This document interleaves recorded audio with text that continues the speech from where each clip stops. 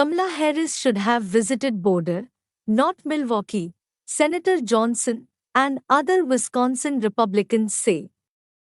Kamala Harris was in Milwaukee on Tuesday, but several Wisconsin Republicans said they wished the vice president had gone to the US-Mexico border instead.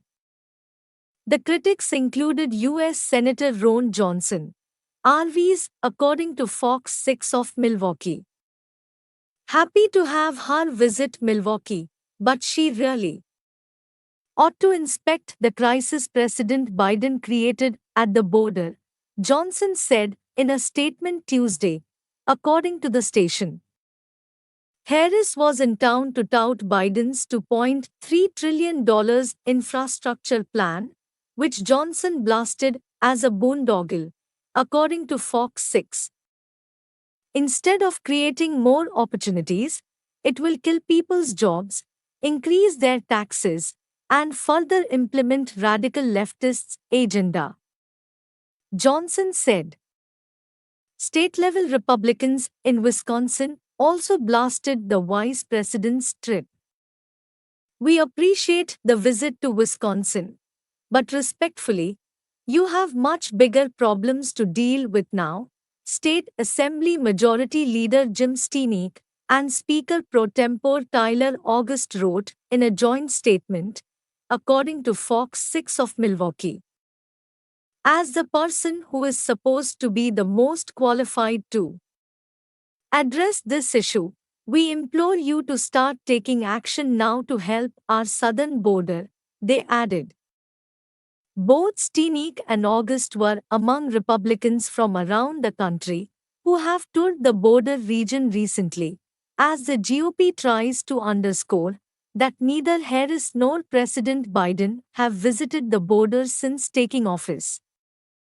August said he and Steenick were invited by the Texas Public Policy Foundation, a conservative think tank, and that the trip was funded in part with campaign donations, not taxpayer dollars, Fox 6 reported. The Wisconsin state Republicans noted that they believe the entire U.S. should share in helping to secure the border and prevent the burden from being placed solely on the border states. This should not fall on the backs of southern border states themselves, Steenick said. It's just as much about our security as theirs.